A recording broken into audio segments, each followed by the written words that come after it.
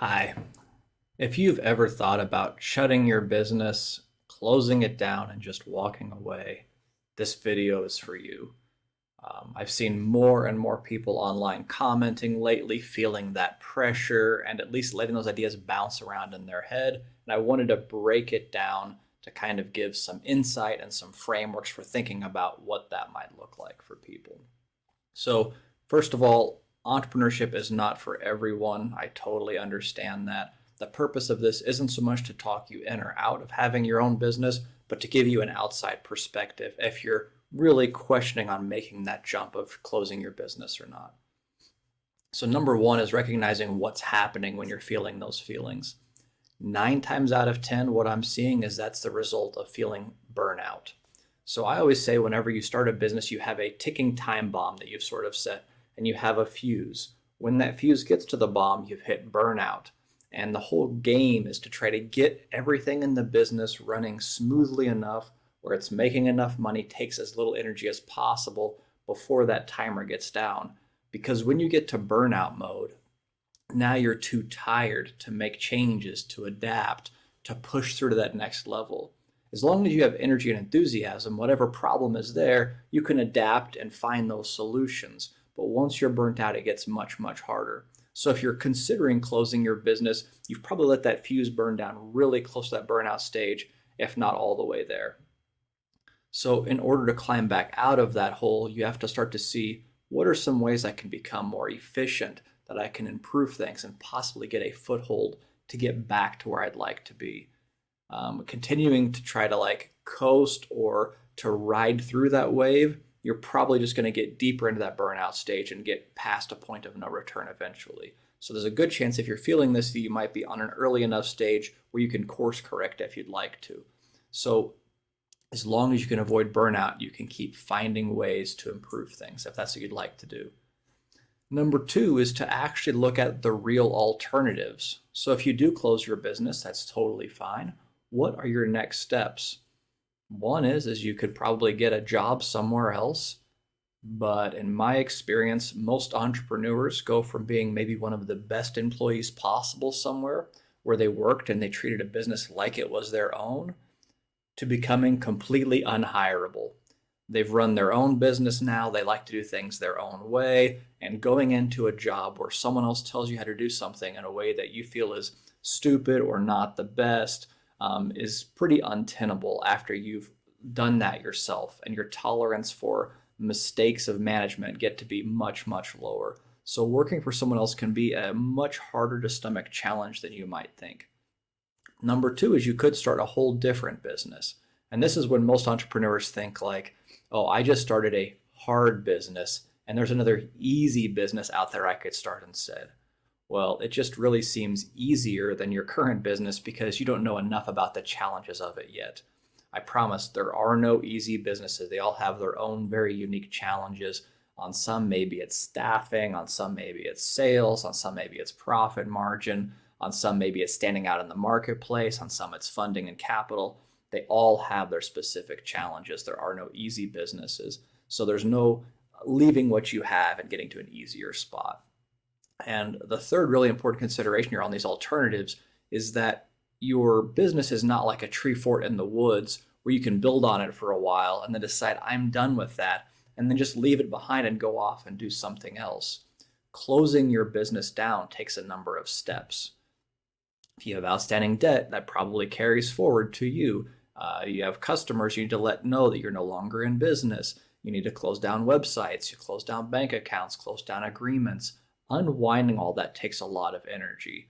And sometimes the energy to do all of that and launch a new venture would be more than the energy just to change the trajectory and improve the business that you're already with.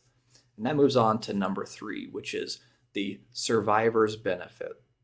So if you decided to stay with your current business and make it work, I think it's important to recognize that those feelings of hardness that you're experiencing, the difficulty that you're experiencing, are most likely not unique just to you. What I typically find is that an entrepreneur feels that they're the only one struggling, and all of the competitors in their field are doing great, but they're just the uniquely flawed person that can't figure it out. And that's almost never the case. So I think it's helpful to remember if you're feeling that pain and that stress in your industry, it's most likely many others are as well. And this is actually a unique benefit because what happens is as things get tougher, more and more people might leave that industry.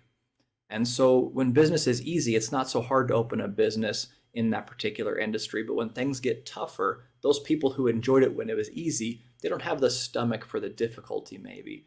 And as they get out of that industry, that leaves fewer and fewer players inside of it.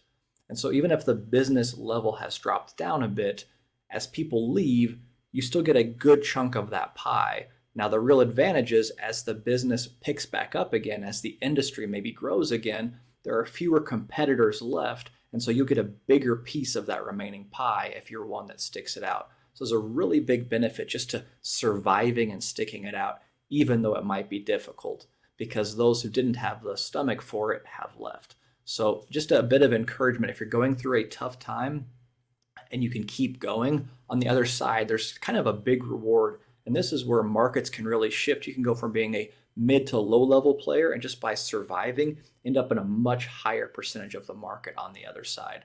And this isn't just hitting your head against the wall over and over again trying to survive. This is making changes and adjustments on that way through. An important part here tying into that is if you always do what you always did, you'll always get what you always got. And that means that however you're doing business now is making you want to stop doing business. So that's probably an indication that your business either isn't serving you the way you've set it up. It feels like a prison. You hate the way your business is. So you have set it up in a way that you're going to be unhappy, one. Or two, you haven't developed the skills, tools, systems to make it run smoother. And so you'll have to make changes to improve that. Three is that you could be in an actual ongoing crisis. And so if you're in a crisis, I have a video on that, the 5-step proven process to work your way out of that specific spot. If you're trying to backtrack into what are the skills and tools, I have some videos to break some of that down. You might need to reach out and read some additional books, listen to some podcasts, find some additional people, but you'll probably want to make some changes because what you're doing right now is not working for you. And without changes, it'll likely keep not working for you. But again, as we talked about earlier, the cost of changing tends to be less than the cost of trying to walk all the way away. And if you can get a small foothold of change improvement, now you can use that little bit of breathing room and build more and more on top of it and eventually really recover some of that fuse, moving you away from burnout to having a much happier business. And the last really important step here is you always can walk away from your business later. If you decide to stick it out, make some changes and see how it goes, this is a decision that you can put off. You can walk away from it later. But this is really important. If you're doing that, stop subsidizing your business as soon as possible. What do I mean by that? If you have a business that is not doing well, and let's say you will get like a full-time job to support this side hustle, and you're pouring extra money into that business over and over again, that's not a business that's at break even or just barely above but not enough. That's a business that's losing money. In that situation, you have to get to break even ASAP. I'm talking that needs to be in weeks or months, not years time frame. You don't want to kind of keep a business going on for a few years where you've sunk another $50,000, $60,000 into it or racked up debt that you're going to carry forward. If that's the case, closing your business becomes more of a financial reality than an emotional reality. So just some things to really consider to lay out the framework before you close your business. One is describing that burnout phenomena. Two is what the alternatives might look like. So you actually can think your way through those next steps to see, is it really something I want to do? Or is it just kind of an emotional response to the discomfort I'm feeling? Three was the benefit if you were to stick it out and survive on the other side of some intense difficulties in business. The benefit there is that the victors get the spoils. Number four is that it'll take change, that if you always do what you always did, you'll always get what you always got. So you'll have to identify what changes you need to make. And then five, you can always walk away later if you decide to. So I hope this has given you something to think about. I think entrepreneurship is an amazing, amazing thing. I think every entrepreneur, whether they admit it or not, has these doubts in their head at times of, is this all worth it? Wouldn't it be nice just to go to a corporate job, clock in, work, clock out, leave my work there?